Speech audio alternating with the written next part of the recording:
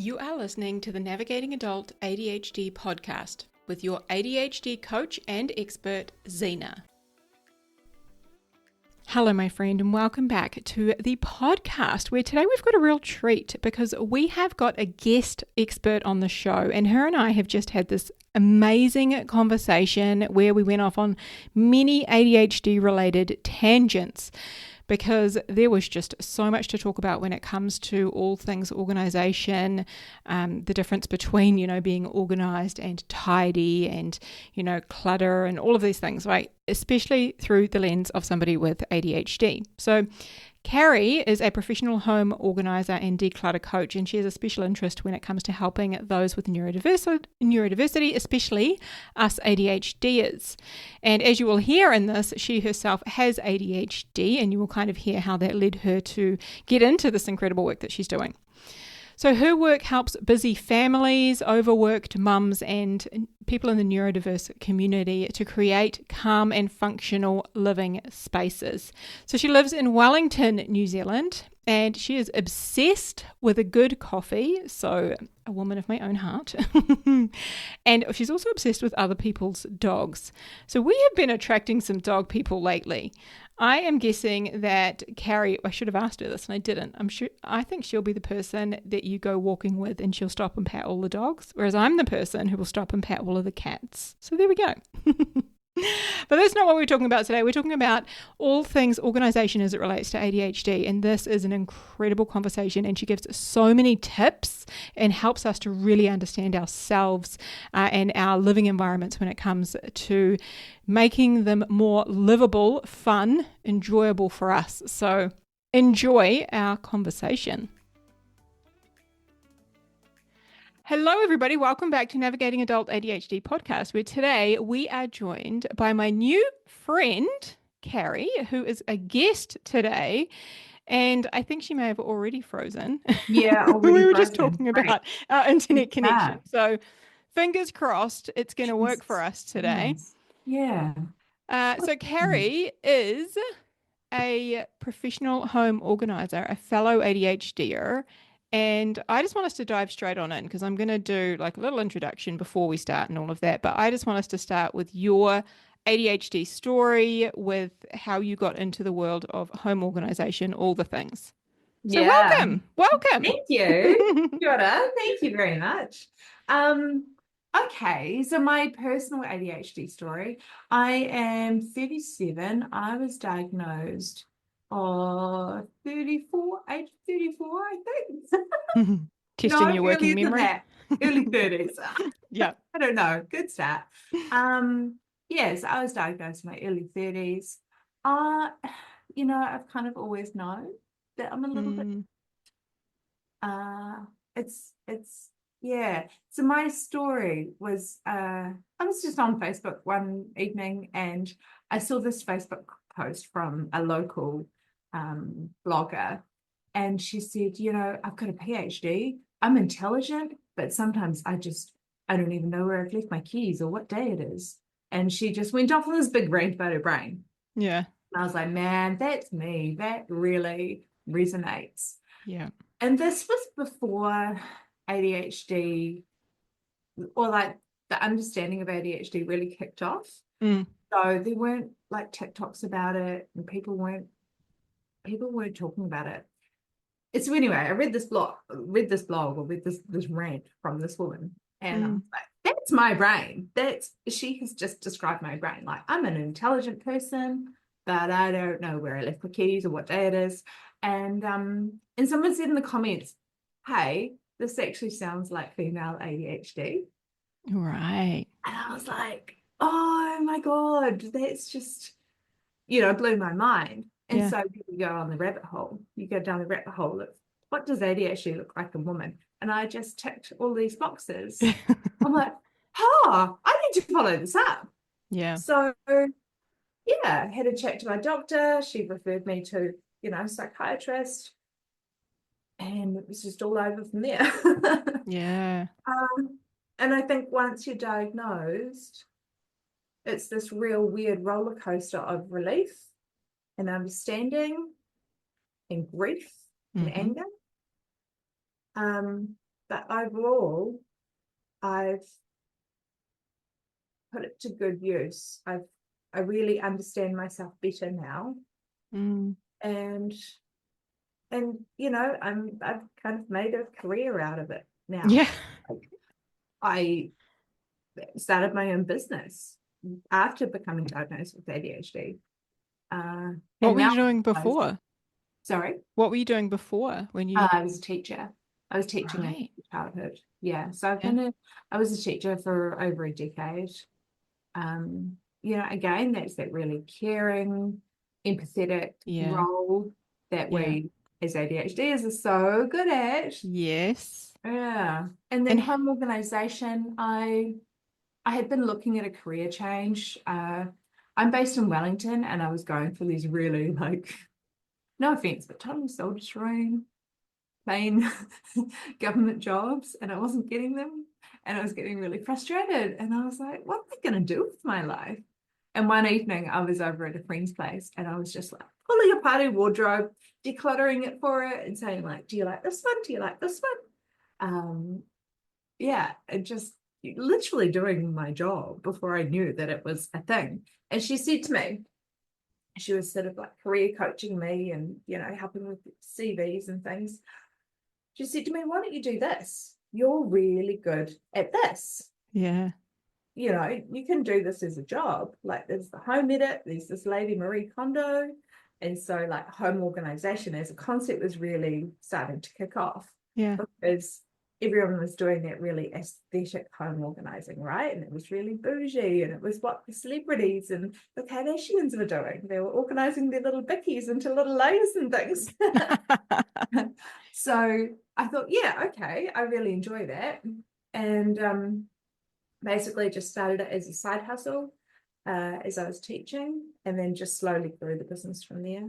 And kind of eventually realized that there was a pretty strong correlation between the need for functional home organizing and the fact that 99.9% of my clients were ADHD. Yeah. And I was like, I think I've just got to put two and two together and work with the people that I love working with, because we just have so much fun together, but also that I'm solving a genuine problem in their life. I'm not just rainbow coordinating their bookshelves or decanting their pantry into glass containers. Like, that's not my jam. I can do that, but what I really want to do is walk into a room that you can't even see the carpet. And I promise this is my jam. This gets me excited. I love it. I want to walk into that room where you cannot see the carpet, and I want to walk out having changed your life and just having changed your home and the way that you interact with it after 4 hours or after 8 hours or however long it takes. And I'm like, how soon can you get here? Yeah.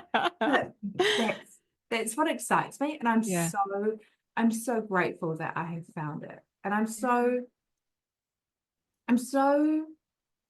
happy that I can give this to our neurodivergent community, because we have been, our whole lives, we've been put down and told, oh, you're just messy, you're lazy, all of these negative stories. And it puts so much shame on us, especially when you live in a chronically disorganized space. Yeah. It's so many like negative stories about why that is. And you don't want anyone to see it, let alone a stranger off the internet who is a professional home organizer. So her house must be, really cute and neat and tidy. And she's going to come over and tell you that you're a bad person.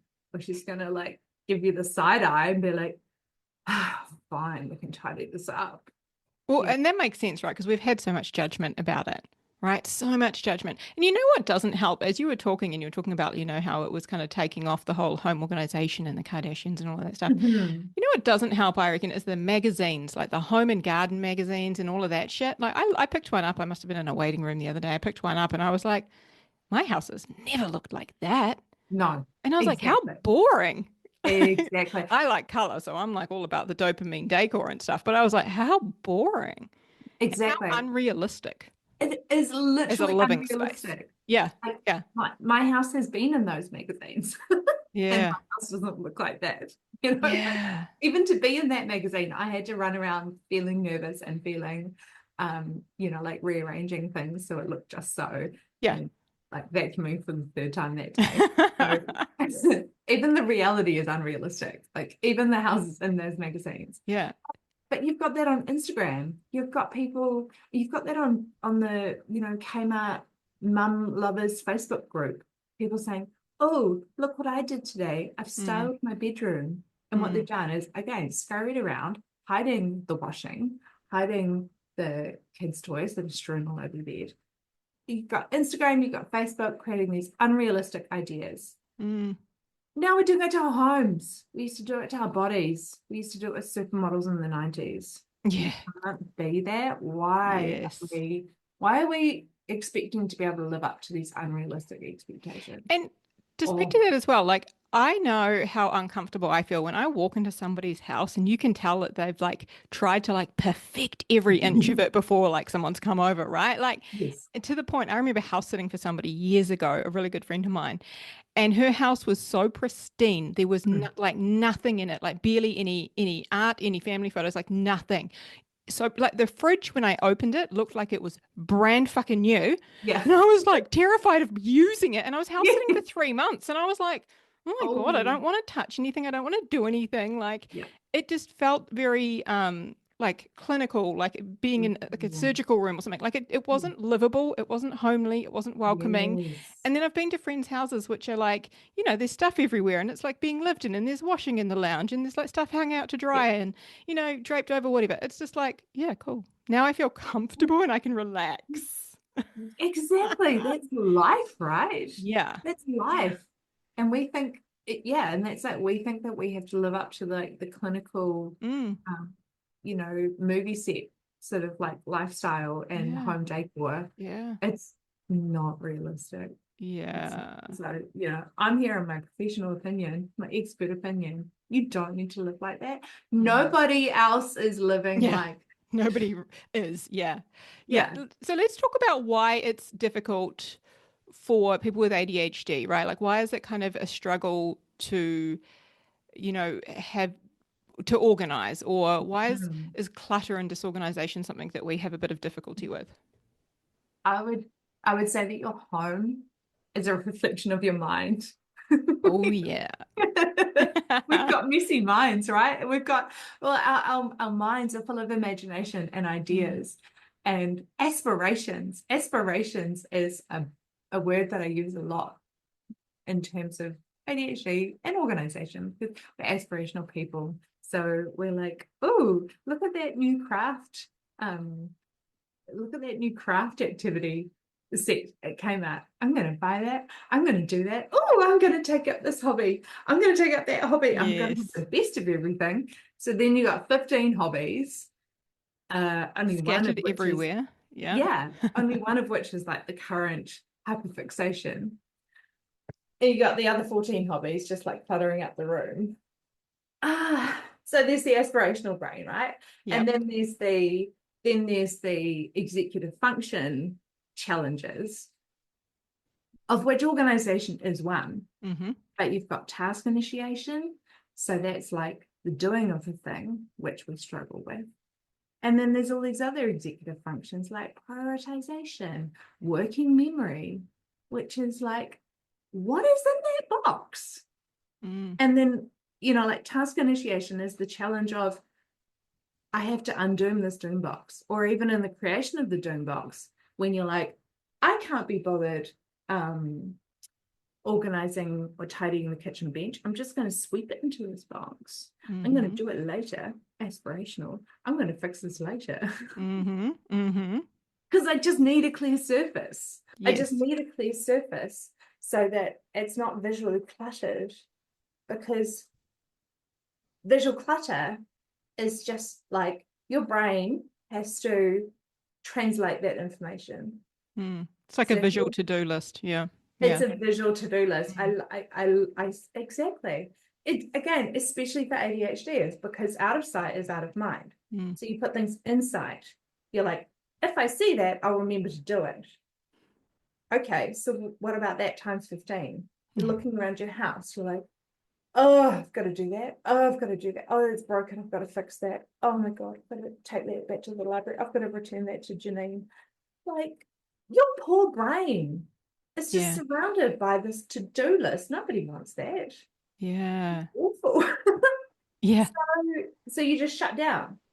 Yeah. So you don't do anything. Because again, that's what our brain does, right? We're like, oh, just ostrich, just stick my head in the sand, ignore it all. And it just gets worse and worse. And what about sentimental overwhelm? That was one that really fascinates me. Because I experience that a lot. Like when it comes to like getting rid of things, like sometimes I have to temporarily move them out of sight, out of mind. And then when I haven't seen them for a while, then I can be okay with like taking them off to donate or what have you. That's a really great strategy. And quite often you've got to do whatever you can do. But again, I think that comes into our empathy, but also the fact that as ADHDers we quite often need a physical object to be the springboard for memories, because our working memory is poor, or our long-term memory isn't quite holding as much as we would like it to. So by saying, oh, well, this mug was, great Auntie Edna's. And now I think of great Auntie Edna when I think of this mug, and I wouldn't have otherwise. It's gonna keep you holding on to that mug. And the solution, I always think, does this item represent that person and what they meant to you? Or is this item simply something that they owned? Again, a mug. Was that Auntie Edna's like favorite tea mug, and every time you went over, you drank tea out of that mug? Was it simply a mug that she owned? That's a really nice way to look at it. Just to pull apart that sentimentality. Is this actually a sentimental item? Or am I just kind of desperately clinging on to it to kind of save my own memories as a strategy? Yeah. One of the things that stood out to me, is I've heard you say this a couple of times now, is I'm an organized person. I'm not a tidy person. Yes. I love this. Tell me more. Yeah. Well, when I first started organizing, and I was, I'm a professional. People are paying me to go over to their houses. And I'd go home and my bedroom would be an absolute mess. I felt like an imposter. And I felt like somehow I wasn't doing a good job. But then I realized that it would be survivorship bias if I was a tidy and naturally if I was a naturally tidy person. I'm like, these people don't want me coming over to their house and being like, hey, it's easy for me, therefore it should be easy for you. This is how you do it. And just naturally put things away as you go. I'm like, hey, that's not me. I can just be honest about who I am, and people will actually understand that and be able to relate to that. So it's really nice that I get to be honest. But being a tidy person, well, that relates to your task initiation. What's the difference? Like, let's just talk about, what's the difference, do you think, between organized and tidy? Yeah, good points. Organization is having something, having a home for something, right? Right. Having a place for that item to go. Yeah. Tidy is putting the item away in its home. Right. So you can't be tidy until you're organized. Ooh, okay. Yeah, that makes sense. Otherwise, you're just stashing stuff. Yeah. Otherwise, you're just dooming it, and you're just shoving it in the cupboard. But it doesn't have a home. That's so interesting, because I'm thinking about that like visually, right? And for me, for example, like I would say my office is very organized. Most of my spaces that I solely occupy are organized. Interesting. Right? Yeah. Somewhat tidy. Neutral spaces, no, not so much at all. But then I have this wardrobe, this office wardrobe here, right? Yeah. And it is full of shit. Yeah. Right? Like it's like that's where everything's hiding. It's in there. Yes. And I'm using the strategy out of sight, out of mind. Yeah. Very deliberately. Yeah. Yeah. So in that case, I would say that you're tidy, but you're not organized. Oh, that's interesting. Yeah. Yeah. Okay. Yeah. But the spaces you're working on, you need that to be visually calm. You I need to be do. able to access what you're using quickly. You need to Mm-hmm. know where things live. Mm.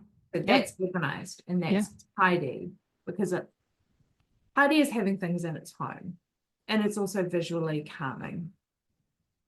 And then organized. What would I say about the cupboard? Yeah, I guess it depends whether there's categories in there. There is to a degree, but they often get like, like where can I fit this? So I'll just throw it Yeah, in, or I'm in a hurry, so just throw it in anywhere. Like, yeah, and it's every really now and again, I'll go through and kind of recategorize part of it. mm, mm. And I think resetting, I call it resetting, is so underrated Yeah. because say if tomorrow you went to, right, I'm going to organize this cupboard and you pull everything out, you categorize everything, you put it back beautifully. And then in 6 months' time, you kind of find yourself just shoving things in. Yeah. And you're like, oh gosh, I organized this and now I can't keep it up.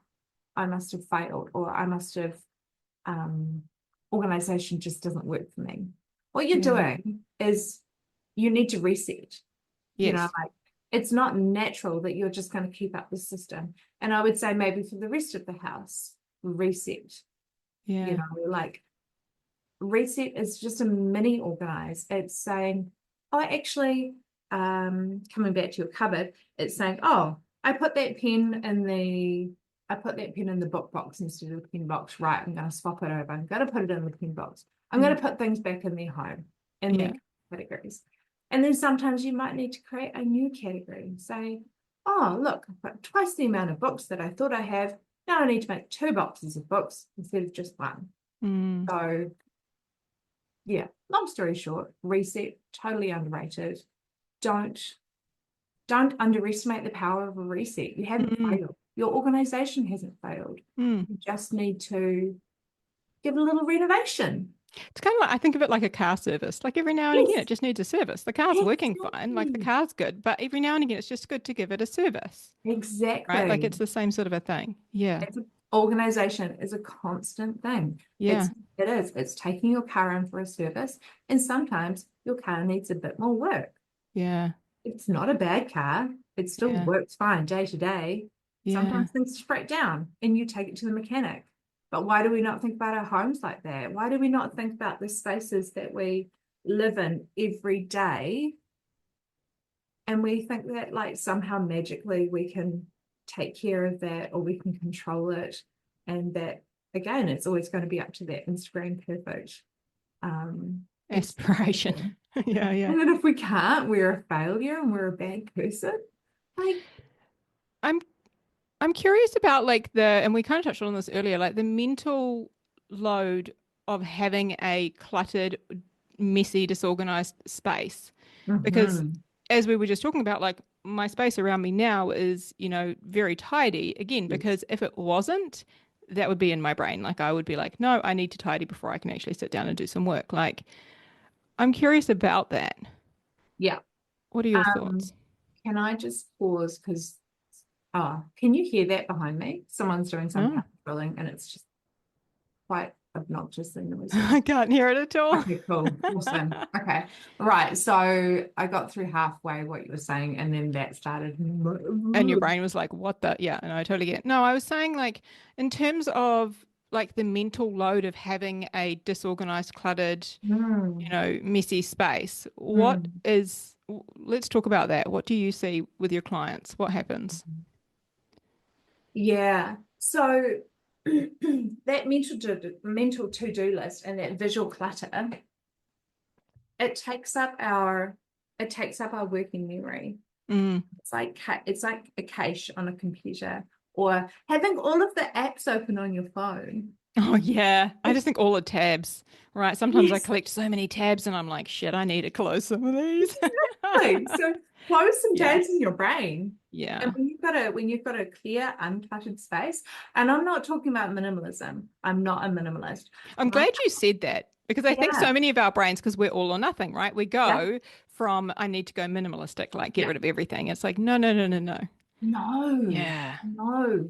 It's about, and that's why my business is called Curate Home, because I want you to display and enjoy the things that you love.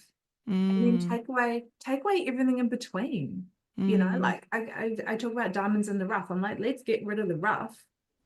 mm, Like the rough is clutter. The rough is like all the little itsy bitsy bits on your surfaces. And let's just let those things that you love shine, and let's mm, let you enjoy those. So coming back to mental load, again, when everything is a to-do list, your brain is just constantly cycling through that to-do yeah. list, and it's Yeah. never I still need to resting. do that. I should be doing that. God, I should have put that away already. Why haven't I done anything with that? Right. Like, yeah, it's the, Yeah, yeah, you're not letting your brain rest. yeah. And I'll set up systems like the to return box, or have a to fix box, or just get it off your brain Mm, by either by using a physical strategy or a digital strategy. mm. You could. I saw this cool thing the other day. Sorry to interrupt. And it was because they have an upstairs and a downstairs, and we do as well. And so they have a Mm, basket that lives either top or bottom of the stairs. yeah. And when it's at the top of the stairs, it's everything that needs to go downstairs. You throw it in the basket to take it down. Yes. Right. And I was like, oh, that's pretty smart. Yeah. Right. Like you just have this little, it's kind of, I think they called it like a house handbag. It just goes Yes. around the house with you. I was like, shit, that's pretty cool. That's a good Yeah. idea. Yeah. Yeah. And there are little strategies like that I find them quite hard, because they do require task initiation to be able to keep up, Yeah. which can be hard. So it's kind of like you've got to push yourself a little bit to keep up that strategy. But if you can, it's definitely going to make life easier. And I think it's about having just a few little strategies, right, that you start with. Like you were saying, like just having a system of, things that need fixing, right? Yes, Stick them all in this one place, absolutely. right? Yes. I know the pile system works really, really well for us, and I'm a huge fan of that. When I Yeah. start, pulling shit out of that wardrobe, I just put everything into piles that make sense to my brain. Yes, Yeah. absolutely. That's literally how I organize. I will put a sheet down in a person's room, and I will just start making piles. Mm, And absolutely, it's about making sense for your brain, because you've got to think, in 3 months' time, when I completely forget that this item is in this box, what do I need to label it as? How do I need to remind myself that this lives in here, that I do actually own this item, and that I mm, don't need to go and buy another one? mm. Or alternatively, an awesome strategy that I discovered the other day is like, just declutter it, because you won't even remember that you did own it, and you're going to go out and buy another one anyway. Like I worked, Yep. one client I had, she's like, oh, those are I can't remember what it was. It was like a particular type of sewing scissors, maybe. She's like, oh, look, I've just bought those because I keep losing them and I don't know where they're gone. I must not lose those. Is it one, right? By the time we'd finished, we'd found about 6 pairs. And it's like, you're gonna lose them. If you know this about yourself, if you're gonna lose them, just declutter it anyway. And then you might only end up with like 3 pairs instead of 6. So yeah, creating little ADHD. It's like your house, your home has to work for you, not the other Mm, way around. mm. And we are just, Oh, well, let's again, hang on. Let's pause on that. Your home has to work for you, not the other way around. yeah, you're I not working for your like home. that. Yeah, Yeah, this is your it's living space. You want it to work for you. exactly. You want to enjoy it. Yes, Yeah. yes. Yeah. Well, what do you need to do in your home to make it work for you? Because like your home can look however you want it to. Your home can work however you want it to. You're the one living there, or your family are the ones living there. Yeah. So your socks don't need to live in the left-hand drawer of the chest of drawers in anyone's room.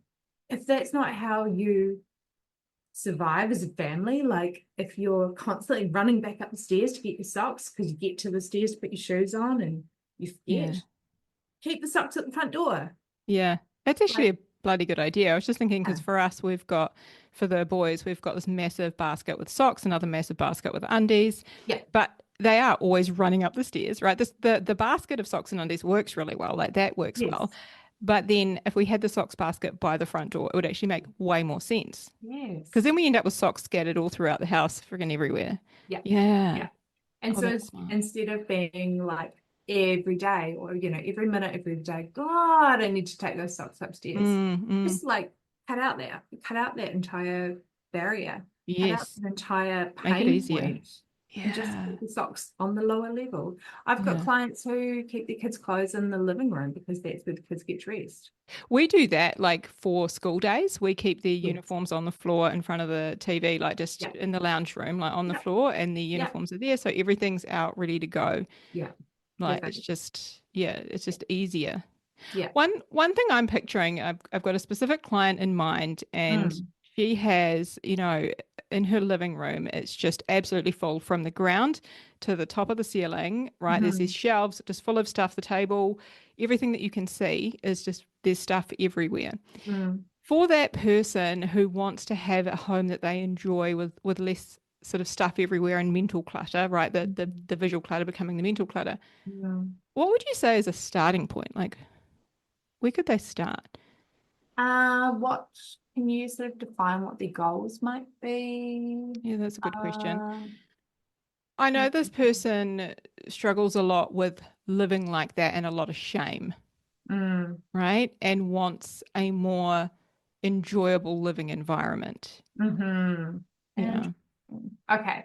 And so do you think that they are finding it challenging to begin decluttering Yes. or And probably like the sheer volume of it? yeah, the sheer volume, it's like I've heard this person say, like, I just don't even know where to start. Yeah. Like there's and also like I just forget. I forget that I've got this, I just bought this the other day and I needed to do something with it and it's been sitting on the table for a week. Like I just forget. Yeah. So that's partly habituation, which is again something that will happen in a chronically cluttered space. Actually, not even in a chronically cluttered space, in a neurodivergent home. So for any of our listeners who don't know what habituation is, what can you explain that for us? Habituation is basically when you get so used to seeing something there that you kind of just start to ignore it. Looks like you stop seeing it. Yeah. Exactly. Yeah. Yeah. Yeah. Mm-hmm. I might Yep. need to, just as an aside, I might need to actually look up the definition of that because I don't know whether I've technically got it right. But That's all right. We'll roll with that. Sounds pretty yeah, good to me. That's my yeah, understanding of it. My understanding yeah, of it is that, you get so used to seeing something that you don't even like. For example, I've got a shit ton of post-its on my wall over here yeah. from when Yes. I started the membership. Now, these are all of the courses I wanted to create. I've created most of them. I Yeah, could take the post-its off the wall and yet I yeah, still leave them there. And I yeah, don't even look at the other ones for the other things I want to do because I've kind of moved to a new system now. yeah. Right. But I'm so just kind of just, it's, You've habituated. yeah, You've absolutely habituated. yeah, That's a yeah, perfect it's, example. yeah. And so quite often, I'll say to clients, "Oh, shall we write a note? Shall we put a little post-it there to remind you?" And they'll say, "Oh, well, I'll just ignore it." And I'm like, "Yeah, you are right, you will." A way that I get around habituation in my own life and with clients is I'll say, set yourself a reminder, either a timed reminder, set it to go off 3 weeks in the future, or getting in the car, getting out of the car, when you get to Kmart. Reminder, you wanted to buy a laundry basket. Yeah, in a particular geographic location, or when you see someone. So like when my phone senses that I'm near Teresa, remind me that I've got her vase in the car to Mm, return to her. And so that's avoiding habituation because you're not just writing yourself a note and then forgetting that it exists, or forgetting that it exists because you look at it every day. You've got to keep it fresh. mm. So using those digital reminders is a really great way to, yeah, avoid habituation. I can't remember what the question was, Sina. I love it. And it's so funny because I always say to people, like, when I meet them for the first time, especially, I'm like, oh, wow, I can't believe we got this far through before that happened to one of us. Like when one of Yeah. us said, what was I saying? What What was was the the thing? question? Right? Like Yeah. it's just so normal. And I always Yeah. leave it in. I always leave it into the podcasts because I'm Yes. like, hello, this happens to us as well. And it Yes. happens all the time. It is so Yes. normal. Yeah. Right. And I love that we get to mirror that, right? We get to demonstrate that. You get to Um, normalize it. yeah, normalize it. Yeah. Yeah. So I had asked you kind of for a starting point for somebody who has, a lot of clutter Mm. around themselves. And you Mm. did, follow up with a really good question. I don't know their exact goals, but Mm. I just, from a couple of comments being made, there was a lot of, feeling really bad about that, feeling like they should. And I did kind of highlight a lot of shoulds around it. Like it Yeah. shouldn't be like this. I should Yeah. declutter it. I should have a more organized system. But also they want to live in a house that they enjoy. And I think right now they're not enjoying Mm. that Mm. amount of clutter that's everywhere. It's just Mm. like we've already highlighted, it's that constant pressure and visual to-do list in their Yeah. brain. Mm. For me, the secret and the always the beginning point of managing a chronically disorganized space, or even, I'm not saying this person is managing a hoard because I haven't seen it, but hypothetically, if anyone listening to your podcast lives in a hoard, the secret is categorizing. So that Okay. goes, and I'll repeat that, like that goes for chronic disorganization, decluttering, managing a hoard, just anything you want to do in your home to manage your stuff, categorize it first. To get together like with like. So Mm. if that person is feeling like she wants to manage the items on her shelves, get a cardboard box and just say, I'm going to gather up all the stationery, and this is the stationery box. Mm. And then if you get no further, at least you've got a box of stationery. If you Mm. want to get a little bit further, you can say, okay, cool. Now I've got a box of stationery. How much do I want? And start to declutter that. Again, if you get no further, at least you've just decluttered the stationery and you've got a stationery box. I think that's so smart. Sorry to interrupt again. But the whole put like with like, I think that's such a great Mm, starting point. Start to yeah, group things together, yeah. right? And as you go, if there's something that you can let go of, great. Mm, I'm thinking of my mum's house, for example. She has mm, so much stuff. yeah, Like, and so many just like trinkets. Like yeah, just things I look at every time I'm there and I'm like, what even is that? Where does this stuff come from? Right. yeah, And I think about when she passes one day going through that space, yeah. that's I think a really good place to start is putting the like with the like because there's stuff just sprawled and spread everywhere.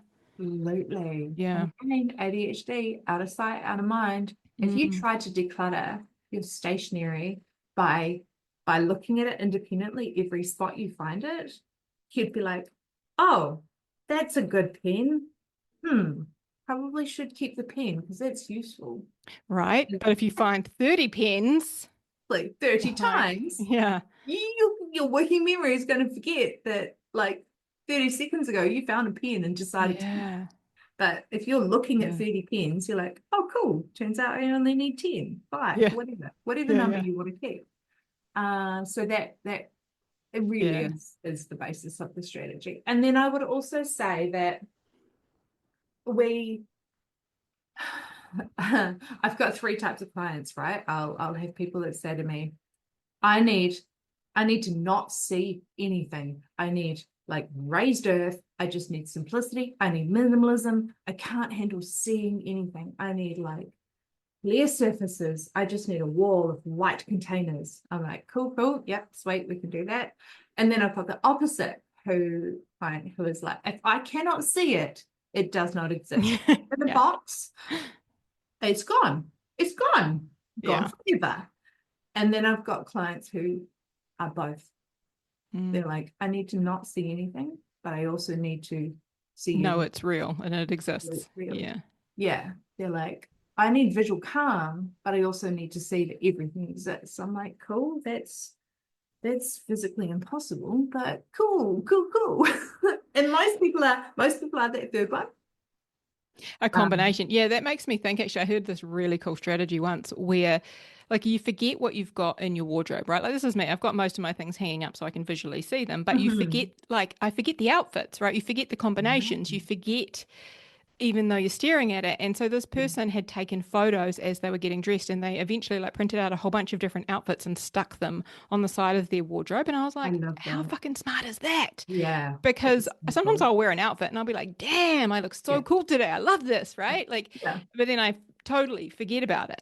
Yes. Right. So yeah, Yes. again, those visual reminders, but I do a similar thing when I am putting shit in a box or like I use clear containers, is I will write a list of things just on a piece of A4 paper, and then I'll Yeah. just tape it to the outside, Perfect. because otherwise I'm like, I've got Perfect. no clue what's in there. Absolutely. Yes, Yeah. exactly. And so Yeah. I'll quite often say, like, name the category. Say, for instance, stationery, for example.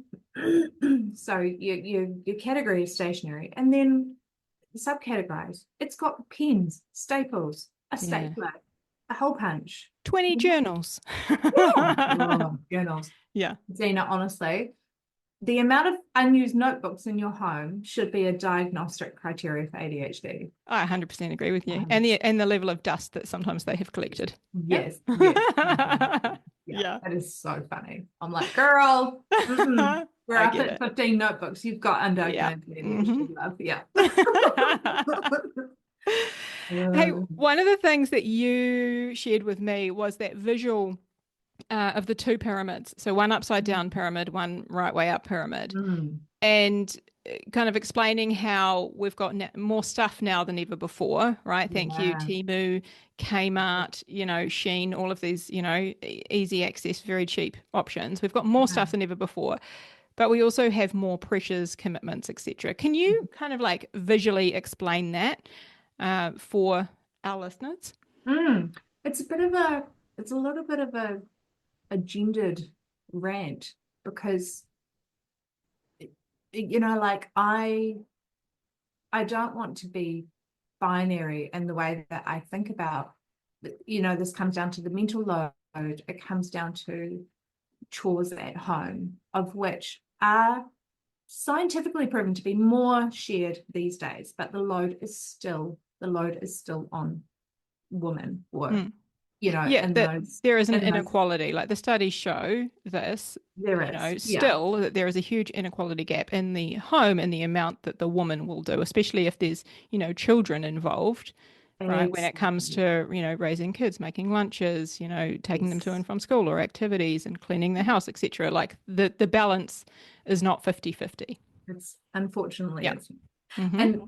and people can argue, I'll come back to this pyramid, but people can argue, well, I'll I'll do it. You've just got to tell me what to do. But that's not fair, because then that's just the mental load. Well, I still have to think about what to do. So you're Mm. still putting it on me. Yeah. Like, how about you take over meal planning, grocery shopping, managing the itinerary of what's in the pantry, and actually how long it stays in the pantry. There's so much to it. So my rant is that if you think about a pyramid, right, a triangle, inverted. Sorry, start with an inverted triangle, The upside down one. Yep. upside down one. Think about maybe 250 years ago, not that long ago in the grand scheme of things, or how our brains work. We used to live in tribes, iwi, clans. A group of about 25 people would live together, right? Mm-hmm. And they are sharing cooking, they're sharing child rearing, they're sharing just the chores and the tasks of living together, Mm. food preparation, food access. Yeah, sharing resources. Yeah. Yeah. Yeah, but also their body doubling, because we're doing it in a community. Yeah, Yes. yeah. So we're Yes. doing all these things together. And Yep. again, we've got that task initiation of someone saying, yeah, come on, come peel some potatoes with me, or something like that. We're doing it. Yeah. And then this upside down triangle starts to get a little bit narrower when you hit the Industrial Revolution and people start to move. We start to create cities, we move into cities, but then you've got family groups living together. So you've got grandma, granddad, auntie, uncle, and you've got servants. To be honest, you've got servants, you've got slaves. Yeah. So you've still got a big family group living together. And then the inverted triangle gets So smaller. in that layer though, you've got like help with childcare, right? You've got other Exactly. people helping with cooking and cleaning Yeah, and all of that is more shared still, it's still right? shared. Childcare if for example you both go off to work during the day, what have you. Yeah, there's more Yep. of yeah, You've got a governess or a yeah, nanny. And yeah, and and like mum in inverted commas is still at home, yeah, yeah, but there's support there. yeah, yeah. Sure, they're doing a lot more. They're chopping the wood instead of turning on an electric heater. But still, Again, yeah, there's yeah, support and there's more body doubling, all of that. Yeah, yeah. yes. Mm-hmm. And then you come down to the 1950s, where one person is going out to work full time and one person is staying at home full time. Home economics of running a home. It's a full-time job. Mm, And even at that point in the 50s and 60s, we were starting to get the wobbles. You get yeah, the anti-anxiety medication coming in, mummy's little helper. We were sort of starting to get the wobbles and saying, actually, this is quite hard. So yeah, it's a full-time job, right? Okay, now you come to the very tip of the triangle, very smallest part, which is modern day, which is women going out to work full-time, having to manage the house, still having the, the still having like the majority of care tasks at home, child rearing, yeah, buying clothing, decluttering clothing that the kids have grown out of, yeah, toys, meal planning, yeah, keeping the house tidy, keeping the house organized, keeping the house decluttered, buying presents, so much. yeah, It's come down to this very, very narrow point yeah.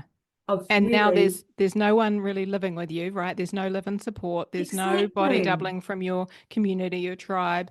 Like there's none of that. It's no, solely focused on yeah, you. yeah, And it's often, like we've said, not spread 50-50 across you and your other half if you are in a relationship, yeah. with someone like that. Yeah. Exactly. Yeah. And then you swap it over, swap the triangle right side up to start with the smallest point. And that smallest point is stuff. Mm-hmm. When we're living 250 years ago, we don't have like a coffee machine. We don't have an air fryer. And then industrial revolution, where we're starting to get toys, we're starting to have belongings, but at that point, getting an orange in your stocking at Christmas time is still a treat. Mm. And now, then think about like There was none globalization. of the plastic stuff, right? Like there's no plastics yet. Yeah. Absolutely. Yeah. Yeah. 1940s chest of drawers are tiny because people would have like one or two good dresses and they'd have like three or four shirts and three or Mm. four pairs of pants. And now our wardrobes have just exploded. Mm. Oh, I can And attest to that. Yeah. yeah, but we have so much choice, and then we normalize choice, and we say, well, you've got to have that in every single color, or you love those pants, you've got to have them in 5 colors. Um, water bottles. Oh, well, you've got to have one for when you do sports, and then you've got to have a cute one to take to work. And we we make we make choice seem like such a necessity. Like you've got to have variations on everything. Mm. So variations means that the amount of that item that you have just really explodes. Mm. So you're coming down to the modern day, and that's the widest part of this triangle, of this pyramid, right? Versus the smallest part of the triangle. It's the least amount of people managing the most amount of stuff that we have ever had. Yeah. We're meant to live up to this, and we're meant to live up to this, like the expectation. I Mm. think the expectation has grown as well. Mm. We're meant Yeah. to look like 1950s housewives and keep up that appearance and that expectation of the 1950s housewife. Which is completely unrealistic, I mean, unlivable it was unrealistic and unlivable even back then. then when people were Yeah. doing it full Yeah. time. Yeah. It's just like, Yeah. we've got to stop this. Yeah.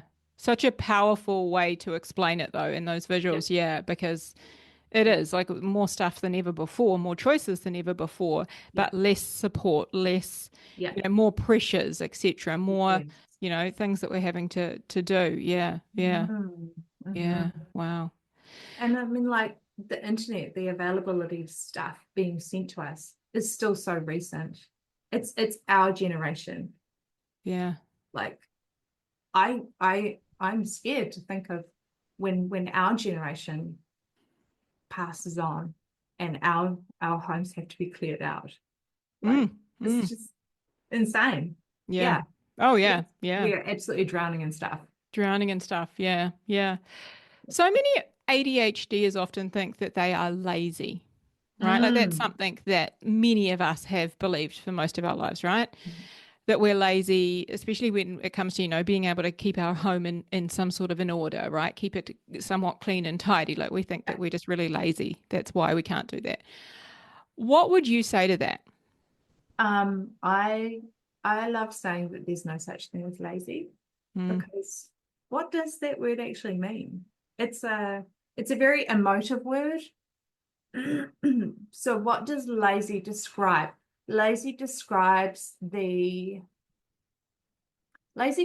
not doing something.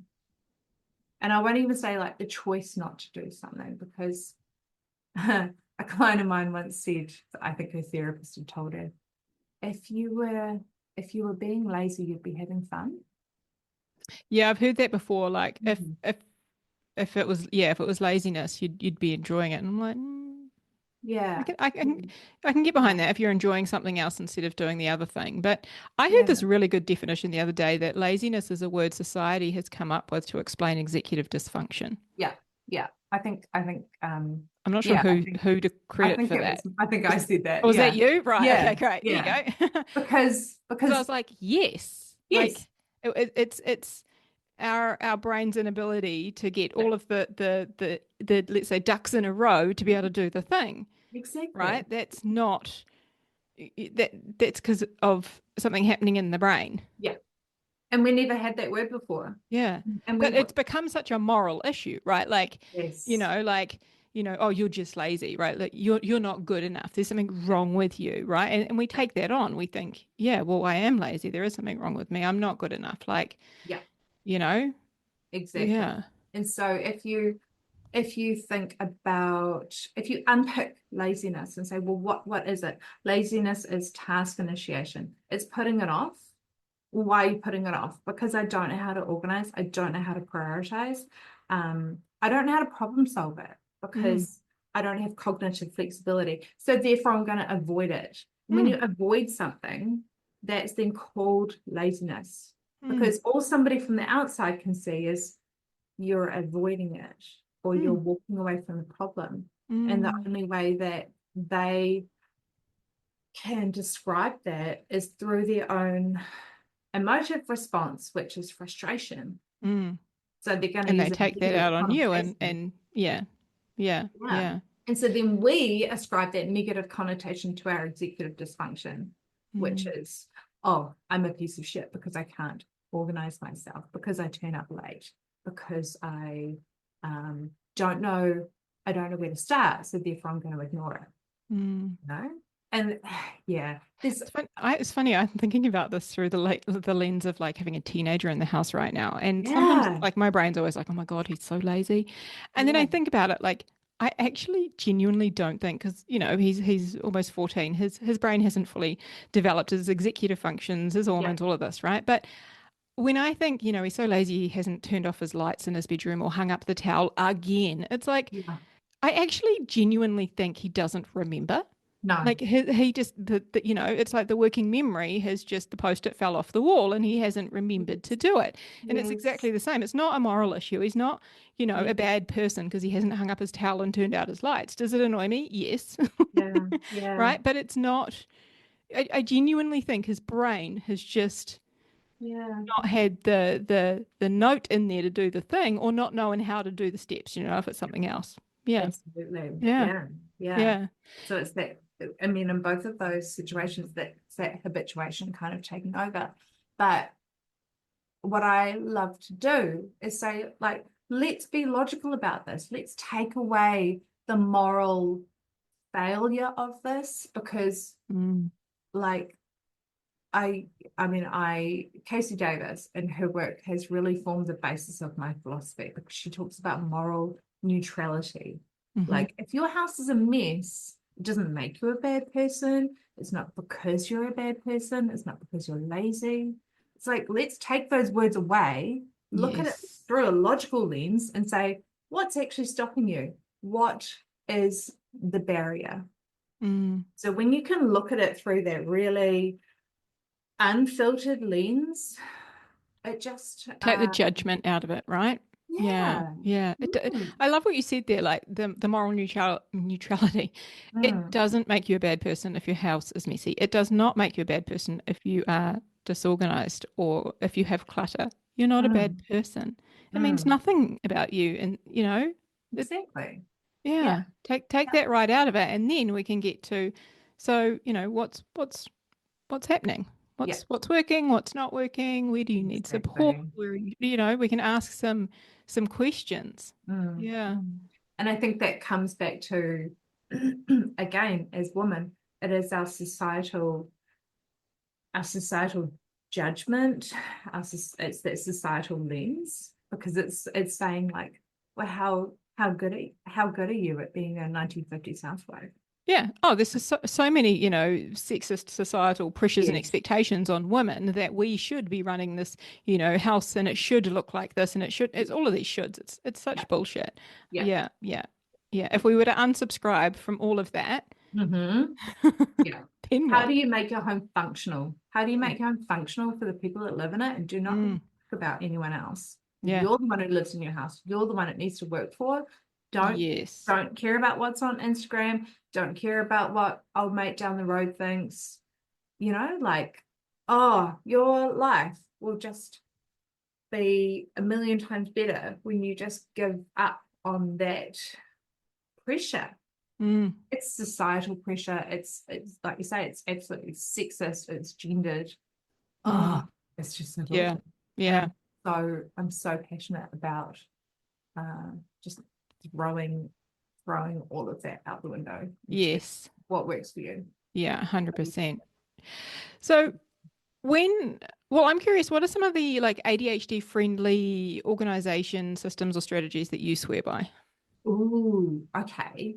I love to minimize the steps it takes to put something away and to get out. So it needs to be easy to put away. It needs to be easy to get out. It needs to be easy to find.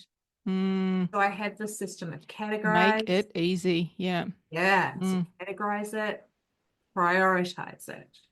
So like, do you use this item daily? Don't put it behind the item that you use once a month.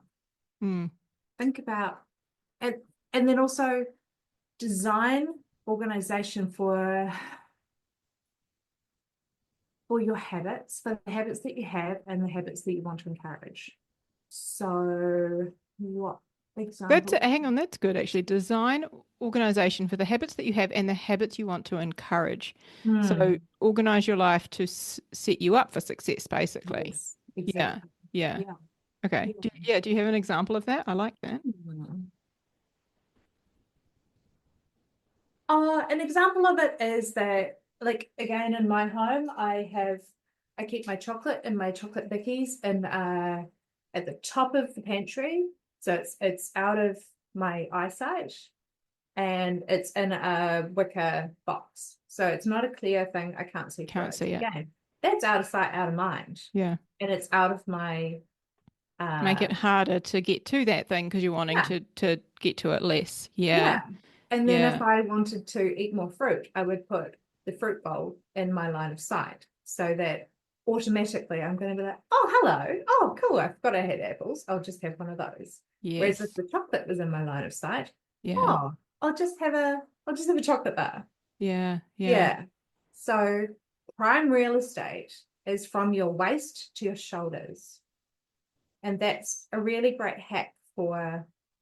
Another really fun example I have is a mum with two young boys, maybe like age 10 and 7, and they were constantly pulling towels out of the linen cupboard, dropping them on the floor and not putting them back. And we realized that it was because the flannels or the hand towels sat within the boys' prime real estate between their waist and their shoulders, and the towels were above head height.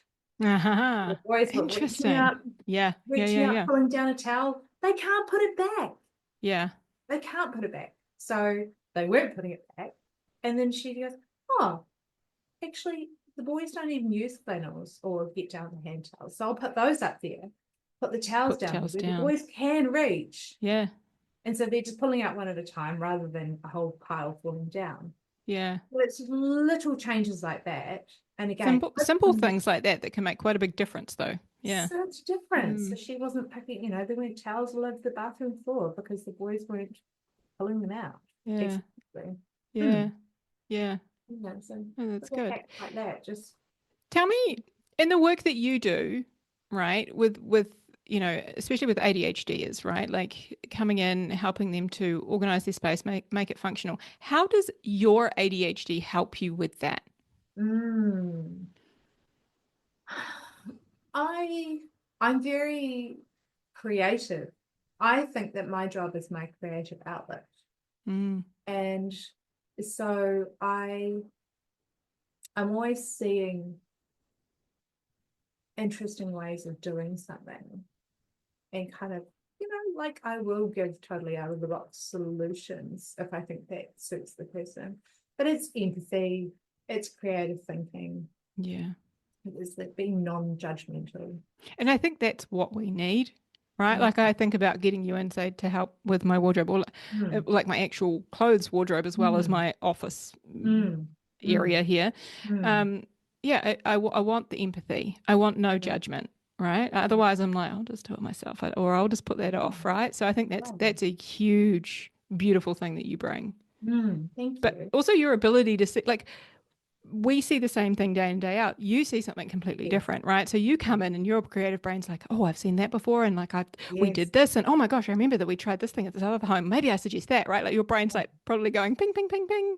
It is. Because you bring completely different lenses in. Absolutely. Yeah. But also I look through the same lens of, I understand your executive dysfunction. Yes. I understand that by putting a lid on this container, you're just going to shove something on top of the lid. Yes. If you take the lid away, you're magically going to put the thing in the box. Yes, such a simple thing, but so good.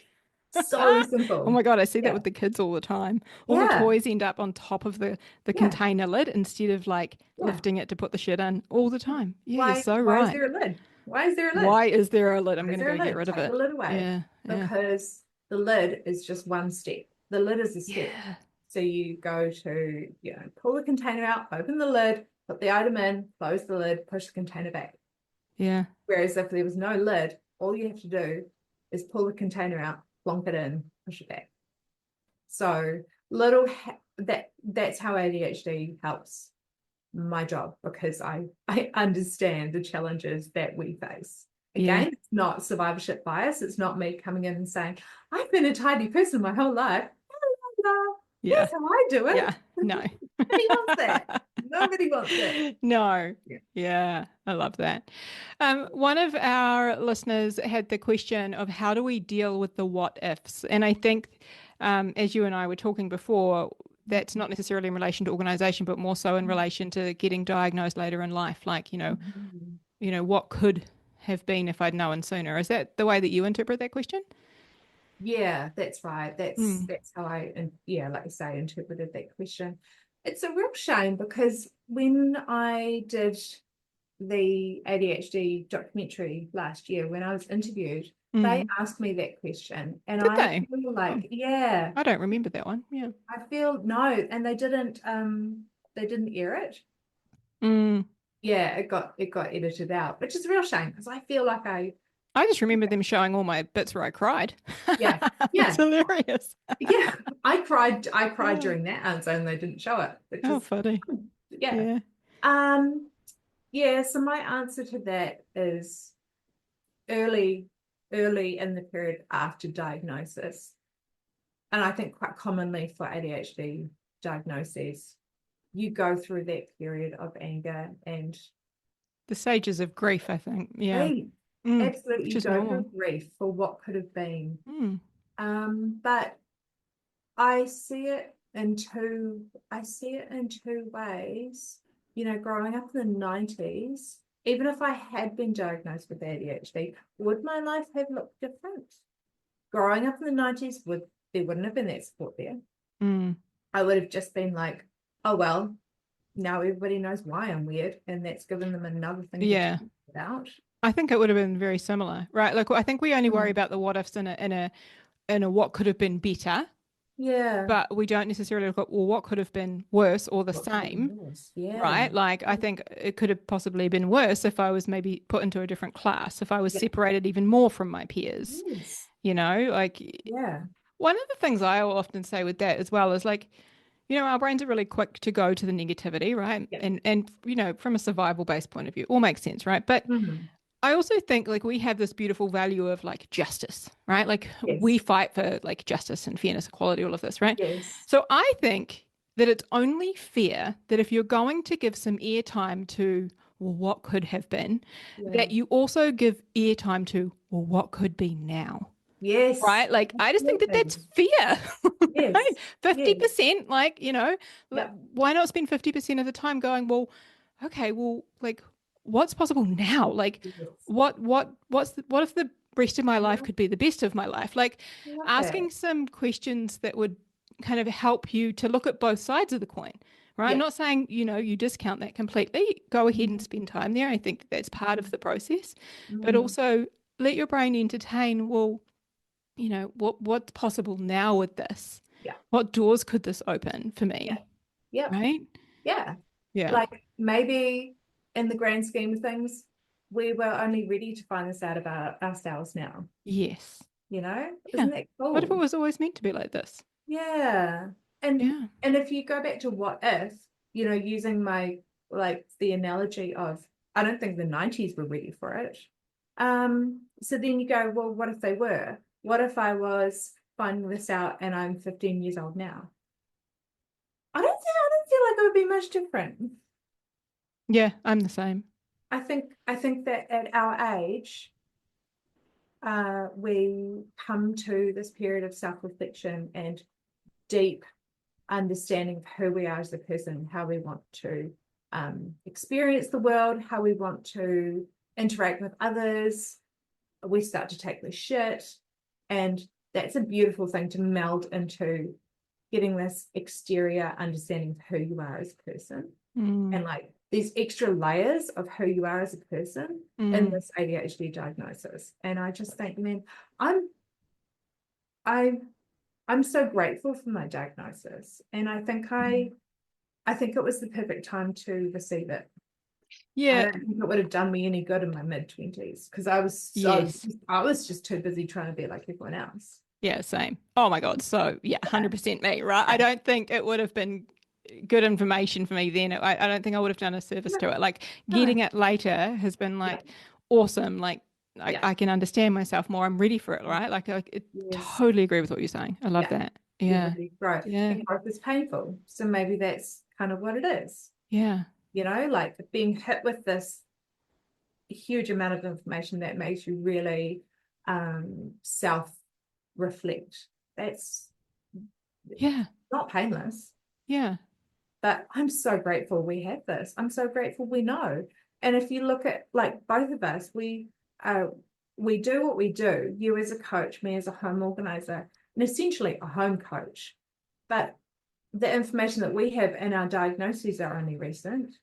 And Yeah. we're using that to our advantage and to help others. Yeah. So, like what if we had known And earlier and not but kind of taken it also in the like moment? it's not like you can, you're born with ADHD, you will die with ADHD, right? Yeah. Like having known earlier wouldn't necessarily have changed a lot, Mm. No. right? Yeah. Yeah. Yeah. Like it's not like medication makes you magically neurotypical, although, I did kind of think it might when I first tried it. It Yes. doesn't, right? Like pills don't build skills. So, Mm. yeah. Mm. Yeah. Yeah. Okay. Tell people about the work that you do and how they can find you, because I think everybody should come. I just wish you would come. You can come visit, come stay. Yay! Right? We can do some stuff. But I do virtual sessions, Zena. Oh, fantastic. Well, there you go. Yeah. So I work in person or virtually. And I'm you're based Wellington in based? Wellington. Yep. Wellington based. I'm happy to travel. I go up to Auckland a couple of times a year. I'm happy to travel to other parts of the country or the world. And virtual? Yeah. Like on virtual. Zoom sort of thing, that kind of thing? Yeah, that's right. Yeah. Cool. And virtual sessions are really more effective than people believe. So I would absolutely, say give that a go. You can find me at curatehome.co.nz. You can find me on Facebook. Facebook at Curate Home. Curate Home Organisation, maybe.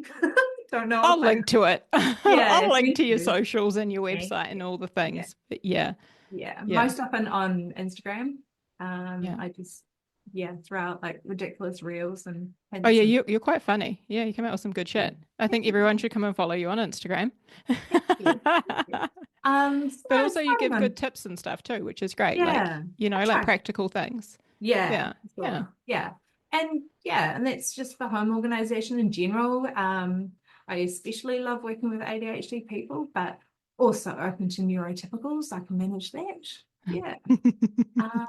Probably not quite as fun. Just gonna say, when a couple of us ADHDers get together, we have a good time. It's fun. So much fun. People are always like, I was so nervous before you came over. And this is just like, I get told, it's just like having a friend over. Yeah. We're buddies now. We're buddies. Yeah. I love it. So is there anything you feel like we didn't cover or, you wanted to leave us with at the end? Not to put you on the spot. I know we've gone through so much. I really enjoyed chatting. Well, I'll leave them with one thing because I've done my homework on you. One of the things you said, I'm not sure where I got this from, but you said an imperfect solution is still better than no solution. Absolutely. I was like, fuck, I love that. I'm borrowing that. Right? Like an imperfect solution is still better than no solution because our all or nothing thinking, perfectionism, like all of that shit gets right in the way. And it's like, an imperfect solution is still better than no solution. So thank you for that, Jem. Yeah. Thank you. We'll leave it on that note. Thank you for having me. You're welcome. Hey friend, if you want some more help navigating and thriving with ADHD and some help applying everything that you're learning here on the podcast, then head over to our website, navigatingadultadhd.com.